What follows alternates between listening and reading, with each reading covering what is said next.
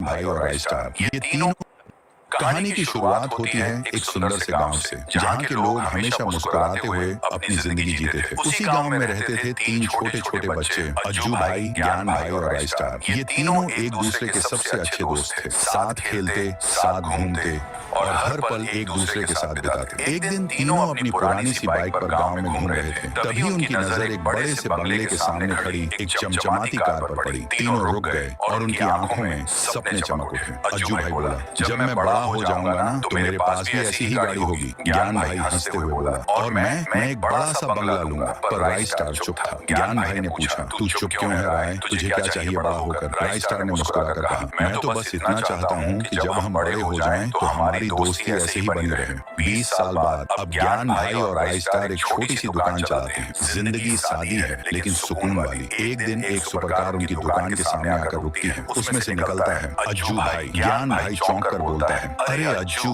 क्या हाल है मेरे भाई? अज्जू भाई शान से कहता है, सब बढ़िया यार, देखिए कार मेरी है और घर में ऐसी 10 और खड़ी हैं, मुझे भी कोई काम दिला दे। अज्जू भाई ने एक नंबर पकड़ाया और बोला, रात में कॉल करना। राय स्टार कुछ नहीं बोला। जब अज्जू चला गया तो ज्ञान भाई गुस्से में बोला, मैं कल से इस दुकान पर नहीं आऊंगा, इससे हम कभी अमीर नहीं बनेंगे। राय स्टार शांत होकर बोला, तेरी मर्जी भाई, लेकिन याद रख, शॉर्टकट का नतीजा हमेशा महंगा पड़ता है। 2 हफ्ते बाद राय स्टार देखता है कि अज्जू भाई और ज्ञान भाई एक लैम्बोर्गिनी में उसकी दुकान के सामने से गुजरते हैं, पर उसे नजरअंदाज कर देते हैं। फिर भी राय स्टार मुस्कुराता है, चलो ज्ञान का सपना तो पूरा हुआ। एक दिन राय स्टार किसी काम से बैंक जाता है। वहाँ पहुँचता है तो देखता है चारों तरफ लाशें पड़ी हैं। वो चुपके से अंदर जाता है और देखता है अज्जू भाई और ज्ञान भाई बैंक लूट रहे होते हैं। राय स्टार दौड़ता हुआ उनके पास पहुँचता है, ये तुम क्या कर रहे हो? ज्ञान भाई गुस्से में चिल्लाता है, तू बीच से हट जा रहा है वरना तुझे भी मारना पड़ेगा। राय स्टार मना करता है और तभी अज्जू और ज्ञान दोनों उस पर गोली चला देते हैं। राय स्टार बेहोश हो जाता है। जब उसे होश आता है डॉक्टर कहते हैं, किस्मत अच्छी थी,